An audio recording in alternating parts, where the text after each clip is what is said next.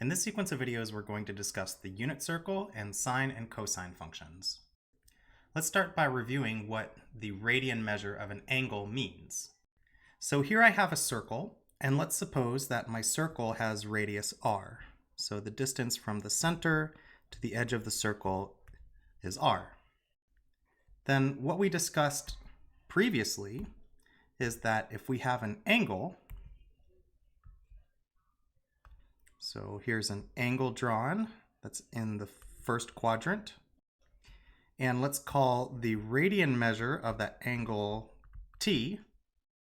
Then the definition of t is that it is the ratio of the length of this, what's called the subtended arc.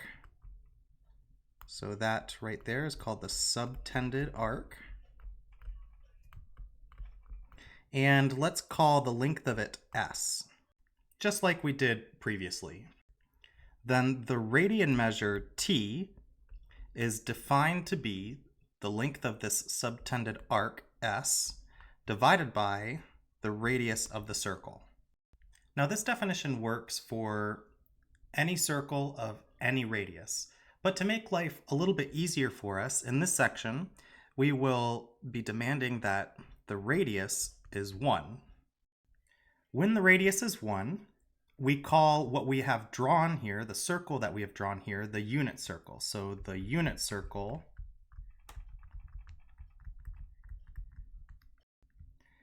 is simply the circle centered at 0, 0.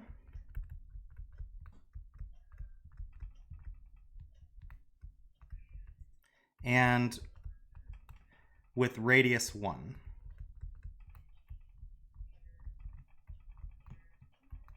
So we will be working with the unit circle in this particular section, and very frequently.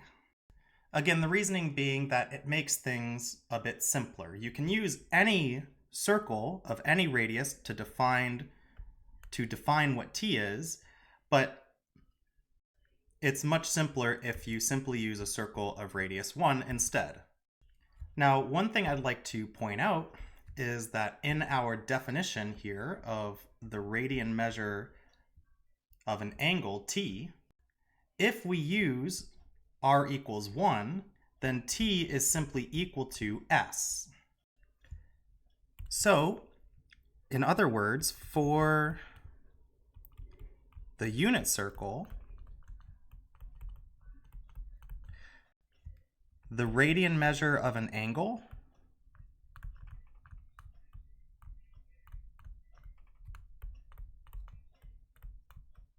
is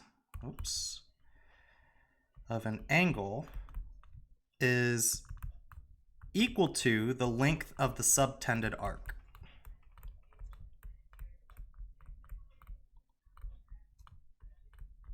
Or in mathematics, for the unit circle, t is equal to s, which is exactly what we have right here.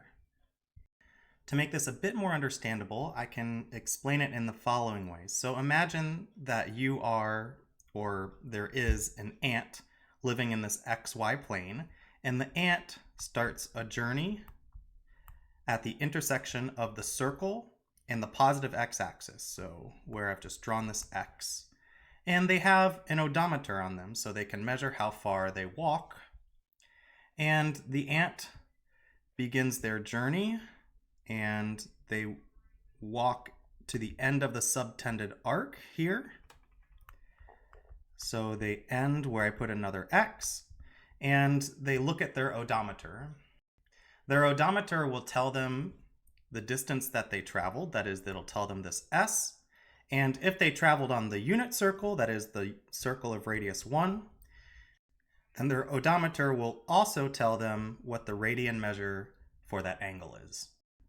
So far we've introduced what the unit circle is, and we've introduced the fact that if we are working with the unit circle, the radian measure of an angle is the same as the length of the subtended arc. So we can actually erase this s if we're working with the unit circle, and since s is the same as t, we can replace it with t.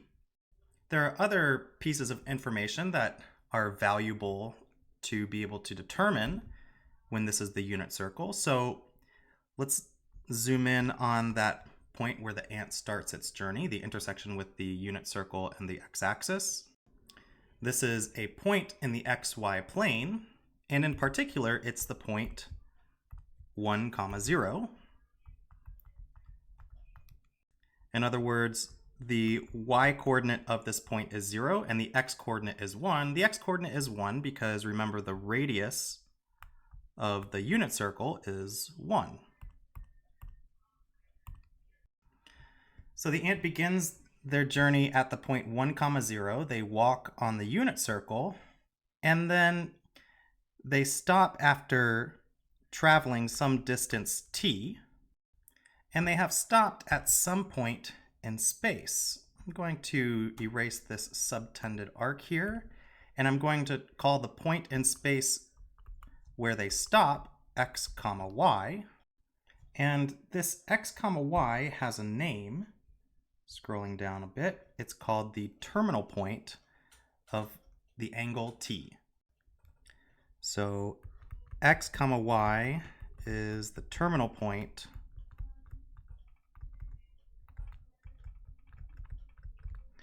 for the angle t. Some other verbiage that is frequently said is x, y is the point that corresponds to the angle t.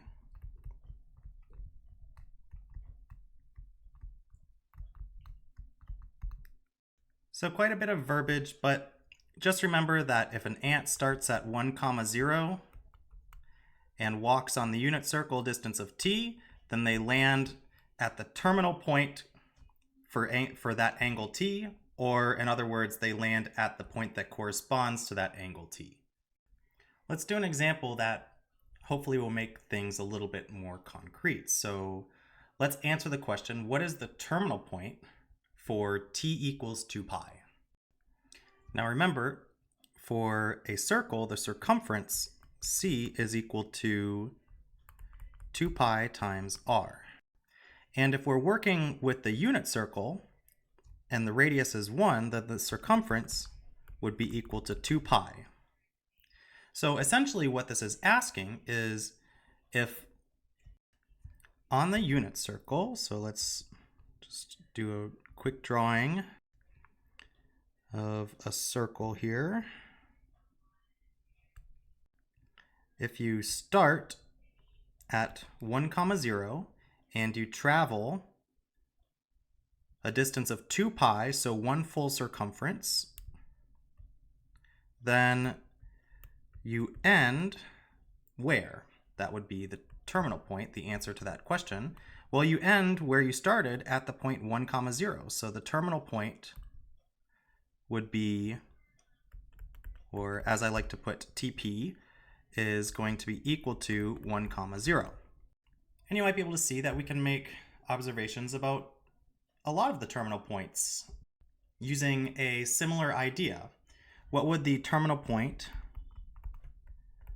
for t equals pi be? Well, if 2 pi takes you around the whole circle, then traveling pi only takes you halfway around the circle, and so you would land on the other side. And that terminal point, that point in the plane, is going to be -1, 0. So is -1, 0. What if you go half of the distance of pi? Well, the terminal point for t equals 1/2 of pi, if you go half of a half, that's a quarter, you land at the very top of the circle. Now the x-coordinate would be 0 and the y-coordinate would be 1.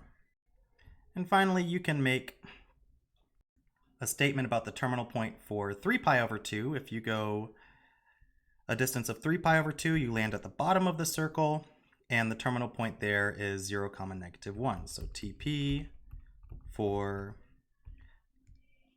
t equals 3 pi over 2 is 0, negative 1.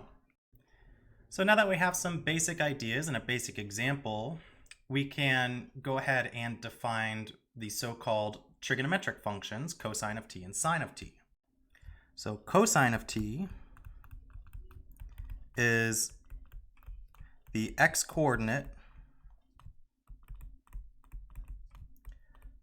of the terminal point for the angle t. So, for example, if you wanted to know what is the cosine of pi, in this example, the t value is pi. So we'll go and look at what the terminal point for pi is. That's negative 1, 0. And what this definition says is cosine of t is the x-coordinate of the terminal point. So going back, I see that the x-coordinate of this terminal point is negative 1. And so that means that the cosine of pi would be negative 1. Sine of t is defined similarly. It is the y-coordinate.